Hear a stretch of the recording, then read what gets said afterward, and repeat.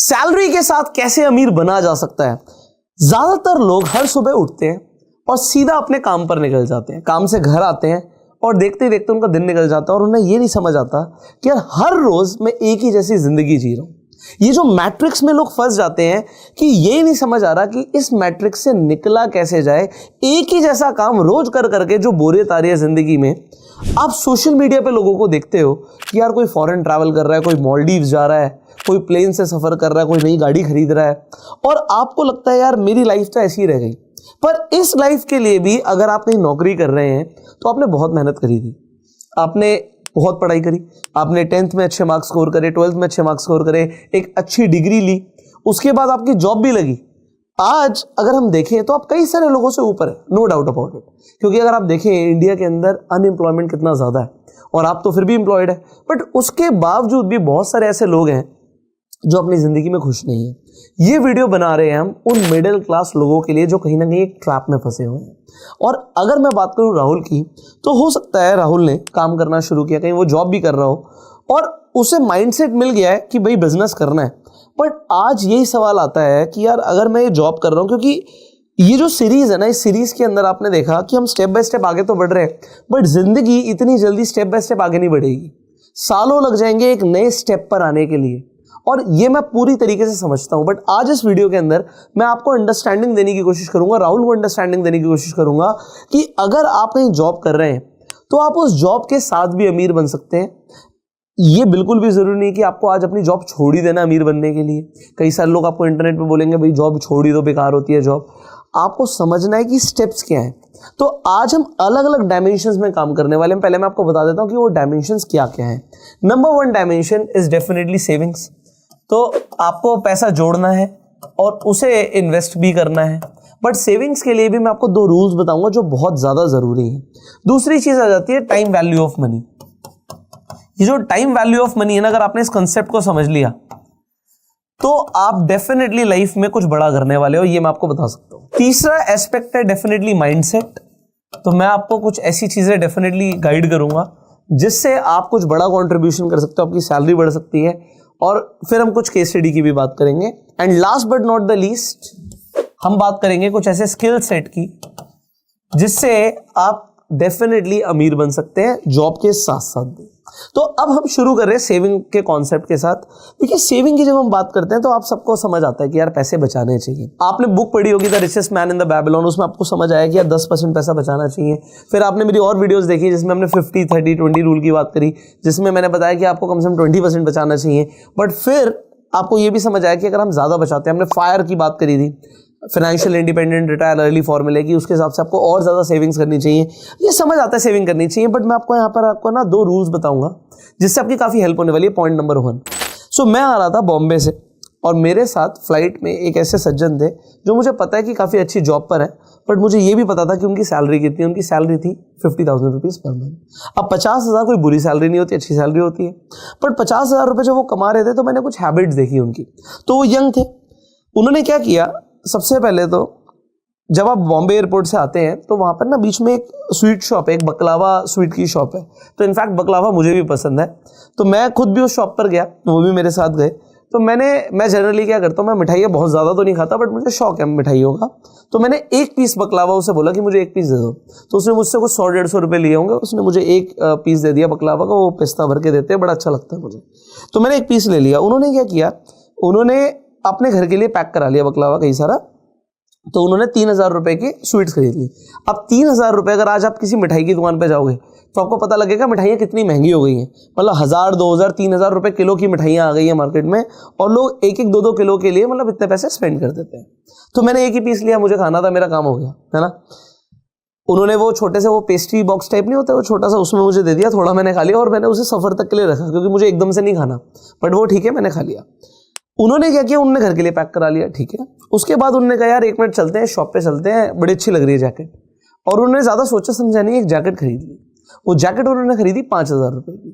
तो ये 2 काम जब मेरे साथ हो गए तो मेरे से रुका नहीं गया। मैंने उनसे एक सवाल किया, मैंने सवाल ये किया, मैंने कहा आपके पास घर में कितनी जैकेट्स हैं? तो उन्होंने कहा है होंगी मेरे पास 10-15 जैकेट्स होंगी। मैंने कहा बुरा मत मानना, ऐसी मजाक में बोल रहा हूँ, एक जैकेट ना घर पे जो आपकी पड़ी हो वो किसी को दान कर देना। उन्होंने बोला यार ऐसा क्यों बोल रहे हो? तो मैंने बोला कि यार आज आपने एक जैकेट खरीद ली, तो यहाँ पर मैं आपको सेविंग के दोनों रूल्स देने वाला हूँ, इसी कॉन्सेप्ट से आपको समझ आ जाएगा। मैंने बोला कि है ना यार, आपके पास 15 जैकेट्स आप कह रहे हो कि घर पे पड़ी होंगी, जो आपको पता भी नहीं है। हो सकता है आपको इस जैकेट की जरूरत भी नहीं थी, बट आपने जैकेट खरीद ली क्योंकि आपको पसंद आ रही है, ठीक है, आपने खरीद ली। अब अगर आपने जैकेट खरीद ही ली है 5,000 रुपये, आप समझिएगा उस आदमी जिसकी सैलरी 50,000 है, 5,000 का आप कहोगे कोई बड़ी बात नहीं है, बट बड़ी बात है भाई। उसकी 10% मंथली इनकम हो गई वो, उसने अपनी 10% सैलरी एक जैकेट में लगा दी। और मैं उससे सिर्फ इतना बोल रहा हूं कि भाई अगर आपने एक जैकेट खरीदी है तो घर जाके जो एक पुरानी जैकेट है उसे हटा दो। उन्हें लगा यार कैसी बातें कर रहे हो। फिर आ जाता पॉइंट नंबर 2। मैंने बोला यार अगर ये जैकेट आपको इतनी ही पसंद थी तो आपने इसे आज ही क्यों खरीदा। अब वो मुझे कहने लगा यार मैंने देखी, अब अगर हम चले जाते तो ये मुझे मिलती नहीं। मैंने कहा ये बड़ा पॉपुलर ब्रांड है, इस ब्रांड की जैकेट एक बार ऑनलाइन सर्च करो, मिल रही है क्या। उसने अमेजोन पे सर्च किया, वहाँ पे 20% ऑफ आ रहा था। उसने कहा यहाँ पे तो मुझे कोई ऑफ भी नहीं मिला, ठीक है 20% ऑफ आ रहा था। मैंने कहा वो भी छोड़ो, आप ऑफ मिल रहा है नहीं मिल रहा है एक अलग बात हो गई। अगर आप इसे 2 मिनट सर्च कर लेते ऑनलाइन कि ये जैकेट मुझे पसंद है और आज नहीं खरीदते, आप इसे सोचते यार मैं 3 दिन बाद खरीदूंगा, तो वो मुझे बोलने लगा यार 3 दिन बाद तो हो सकता है मैं भूल ही जाता। तो मैंने कहा ये तो बात है यार, अगर आप 3 दिन बाद एक चीज को भूल जाते तो वो आपको चाहिए ही नहीं थी। आपको एक लड़की बड़ी पसंद आती है, आप उसे 3 दिन बाद भूल जाते हो। आप कहोगे कैसी बातें कर रहे हो सर, बड़ी अच्छी लगती है ना लड़कियां तो मुझे। एग्जाम्पल के लिए ये है कि अगर आपको कोई लड़की सच में पसंद होती है, आपको लगता है यार कि ये मेरे साथ रिलेशनशिप में होनी चाहिए, तो आप 3 दिन में उसे भूलते नहीं हो।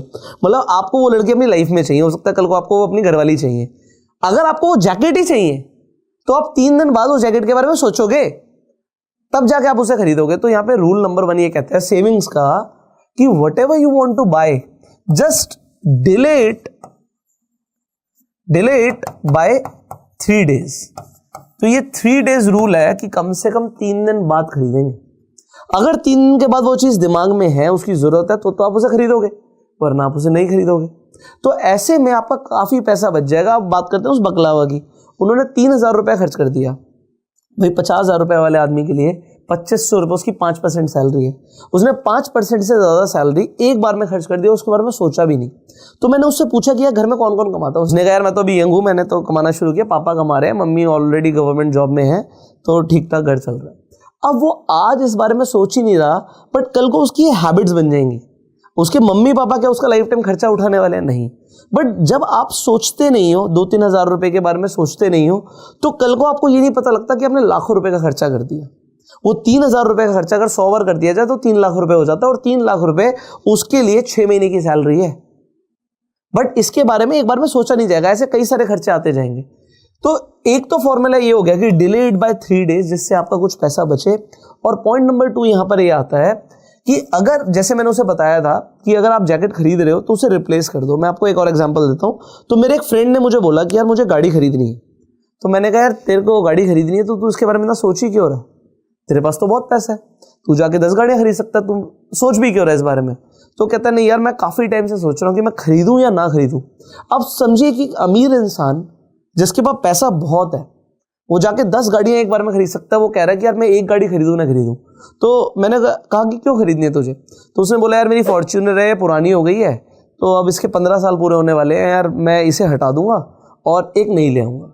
तो अब ये सेम रूल वो अमीर इंसान फॉलो कर रहा है कि यार मैं एक गाड़ी हटा दूंगा तो दूसरी लेकर आ जाऊंगा। वो अपने घर में 10 गाड़ियां एक बार में खड़ी कर सकता है, पैसे भी बहुत है, बट वो क्या सोच रहा है कि यार खरीदूं ना खरीदूं। और वो एक बार नहीं, वो कह रहा है मैं कई महीनों से सोच रहा हूं कि मैं खरीदूं ना खरीदूं। बट लोग क्या करते हैं कि एक बार में, अगर उनके पास पैसे होते हैं, यहां पे बात है पैसे की, जब एक गरीब आदमी के पास एकदम से पैसा आएगा ना, वो सोचेगा यार मैं तो जाके फरारी खरीद लूं। बट अमीर आदमी जो 10 फरारी खरीद सकता है वो एक भी नहीं खरीदता, क्योंकि वहां पर वो अपना माइंड यूज करता है। And that is how he is rich. आप परसेंटेज वाइज बात करो सर मेरे से। अगर आप कहते हो एक आदमी जिसके पास 100 करोड़ रुपए अकाउंट में पड़ा हुआ है, 100 करोड़ रुपए वाला हर आदमी फरारी नहीं खरीदता, मैं आपको बता रहा हूं ये चीज। और अगर वो खरीद रहा है तो फिर वो शो ऑफ है, क्योंकि वो अफोर्ड ही नहीं कर सकता उसे। आप कह रहे हो कैसी बातें कर रहे हो यार, 100 करोड़ अकाउंट में होगा तो 4-5 करोड़ की फरारी नहीं आ सकती। वो उस पैसे से पैसा बनाने के बारे में सोचता है, उसे खर्च करने के बारे में नहीं सोचता। हाँ, 1000 करोड़ वाला शायद फरारी अफोर्ड कर सकता है, क्योंकि उससे कई ज्यादा तो उसे बैंक से इंटरेस्ट आ जाएगा अगर वो पैसा पड़ा होगा उसके अकाउंट में। तो पॉइंट आपको यहां पर ये समझना है कि अगर आप कोई गाड़ी लेकर आ रहे हो, कोई फोन लेकर आ रहे हो, कोई टी शर्ट लेकर आ रहे हो, कोई जैकेट लेकर आ रहे हो, कोई जूता लेकर आ रहे हो, तो आपको उसे रिप्लेस करना है एग्जिस्टिंग जो आपके पास है। अगर आप रिप्लेस नहीं करना चाहते तो आप मत खरीदिए।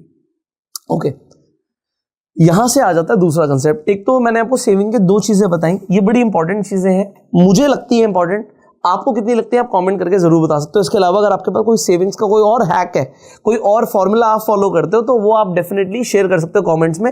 लोगों को भी काफी ज्यादा नॉलेज मिलेगी आपके कमेंट्स पढ़ के।